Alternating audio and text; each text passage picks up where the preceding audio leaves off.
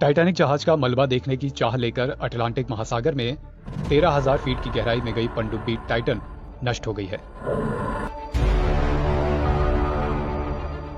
इस पर सवार पाकिस्तानी अरबपति सुलेमान दाऊद और उनके बेटे समेत 5 लोगों की मौत हो गई है।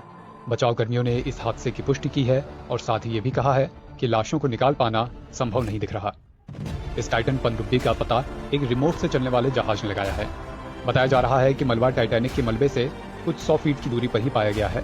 विशेषज्ञों का कहना है कि अटलांटिक महासागर का यह इलाका काफी रहस्यों से भरा हुआ है, जो एक तरह से अंधेरी दुनिया की तरह ही है। टाइटैनिक का मलबा अटलांटिक महासागर में 4 किलोमीटर की गहराई में स्थित है। इस इलाके को मिडनाइट जोन कहा जाता है, जहां सूर्य की रोशनी नहीं पहुंच पाती है। ऐसे में किसी अंडर वाटर व्हीकल का रास्ता भटकना आसान होता है। पनडुब्बी जिस रोशनी की मदद से आगे बढ़ती है वो कुछ मीटर तक ही होती है। विशेषज्ञों का कहना है कि इस समुद्री इलाके में खूब अंधेरा है और पानी बहुत ज्यादा ठंडा होता है। समंदर की सतह पर कीचड़ है और यह हिलती रहती है। आप केवल सोनार की मदद से ही अपनी स्थिति का पता लगा सकते हैं। इतनी गहराई में रडार भी काम नहीं करता। समुद्री विशेषज्ञों के मुताबिक समुद्र की सतह पर दबाव ऊपरी सतह की तुलना में 390 गुना ज्यादा होता है। इसलिए यहाँ जाने वाली पनडुब्बी की दीवार को काफी मोटा बनाया जाता है ताकि वो दबाव को झेल सके। समुद्र के अंदर हवा और लहरों की वजह से तेज करंट भी बनता है।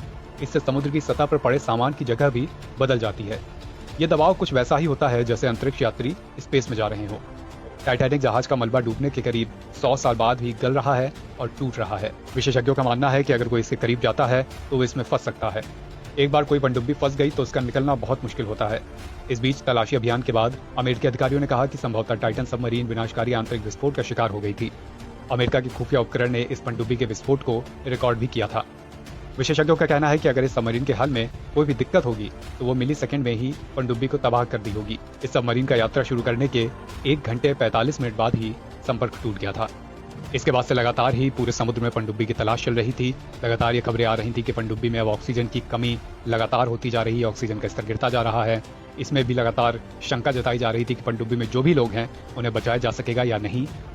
और आखिर 22 जून को बुरी खबर सामने आ गई कि टाइटैनिक जहाज का मलबा देखने की चाह लेकर अटलांटिक महासागर में 13,000 फुट की गहराई में गई पनडुब्बी टाइटन नष्ट हो गई। इस पर सवार अरबपति और बेटे समेत 5 लोगों की मौत हो गई।